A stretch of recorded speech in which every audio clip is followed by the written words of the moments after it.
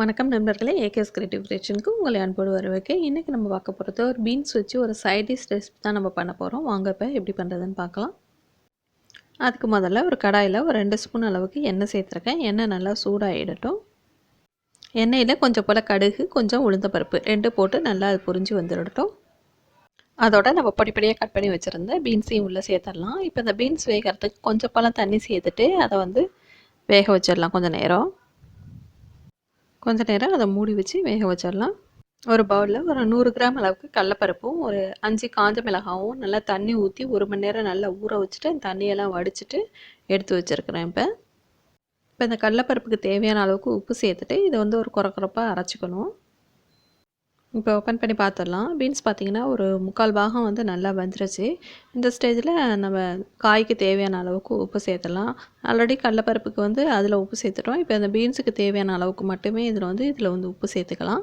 சேர்த்துட்டு நல்லா கலந்து விட்டுடுங்க. இந்த உப்பெல்லாம் கொஞ்சம் அந்த பீன்ஸோட சேரட்டும். இப்போ நம்ம எடுத்து வச்சுருந்த அந்த கடலப்பருப்பையும் மிக்சியில் போட்டு நம்ம அரைச்சி எடுத்துக்கலாம். இப்போ பார்த்திங்கன்னா பீன்ஸ் நல்லா உப்பெல்லாம் சேர்ந்து நல்லா வெந்து வந்துருச்சு. இந்த ஸ்டேஜில் அந்த எல்லா பீன்ஸையும் எடுத்து ஒரு பவுலில் நம்ம மாற்றி வச்சிடலாம். அதே கடாயில் ஒரு 2 ஸ்பூன் அளவுக்கு எண்ணெய் சேர்த்துடலாம்.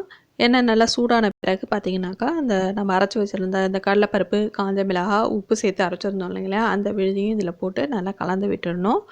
இது நான் அந்த கடலைப்பருப்பை அரைச்சிட்டு இதை இட்லி வேக வைக்கக்கூடிய பாத்திரத்தில் கூட வேக வச்சு சில ஊற்றி விட்டு இதை போல் போடுவாங்க. அப்படியும் செய்யலாம். இல்லை நீங்கள் இது போல் டேரெக்டாக கடாயில் எண்ணெய் சேர்த்துட்டு இப்படி போட்டாலுமே நல்லா தான் இருக்கும். இதை நல்லா ஒட்டாத அளவுக்கு நல்லா உதிரி உதிரியாக வர அளவுக்கு நல்லா கலந்துக்கலாம். நம்ம அதை கிளறிக்கிட்டே இருக்கும்போது இது போல் ஒரு உதிரி உதிரியாக வர அளவுக்கு இந்த ஸ்டேஜுக்கு அதை கலந்துக்கிட்டோம்னாக்கா நம்ம அதன் பிறகு நம்ம எடுத்து வச்சுருந்த காய், அதாவது வேக வச்சு வச்சுருந்தோங்க பீன்ஸு, அதையும் உள்ளே சேர்த்துட்டு கலந்து விடலாம். இப்போ இது பருப்பு உசிலி அப்படின்னு சொல்லுவாங்க. இது பீன்ஸுக்கு பதிலாக இதே மெத்தடில் கொத்தவரங்காய் சேர்த்து செஞ்சிங்கனாலும் ரொம்ப நல்லாயிருக்கும். இந்த ரெசிபி பார்த்திங்கன்னா சாம்பார் சாதம் அல்லது காரக்குழம்பு, வத்த குழம்பு எல்லாத்துலேயும் ஒரு பெஸ்ட்டான காம்பினேஷனாக இருக்கும். நம்ம சேனல் நீங்கள் இது வரைக்கும் சப்ஸ்கிரைப் பண்ணலன்னா கீழே ரெட்குள்ளே சப்ஸ்கிரைப் பட்டன் அமைக்கி சப்ஸ்கிரைப் பண்ணிவிடுங்க. கூடவே பக்கத்தில் ஒரு பெல் பட்டனை ப்ரெஸ் பண்ணிவிடுங்க. அதில் ஆளுங்கிற ஆப்ஷனை செலக்ட் பண்ணிவிடுங்க. இந்த வீடியோ கண்டிப்பாக பிடிச்சிருக்குன்னு நினைக்கிறேன். பிடிச்சிருந்தால் மறக்காமல் லைக் பண்ணுங்கள். அதோட உங்கள் ஃப்ரெண்ட்ஸ் அண்ட் ரிலேட்டிவ் ஷேர் பண்ணுங்கள். முக்கியமாக கமெண்ட் செக்ஷனில் கமெண்ட் பண்ணுங்கள். இப்போ பீன்ஸ் பருப்பு உசிலி ரெடி ஆகிடுச்சு. வேறு ஒரு இன்ட்ரெஸ்டிங்கான மீண்டும் சந்திக்கிறேன். வணக்கம்.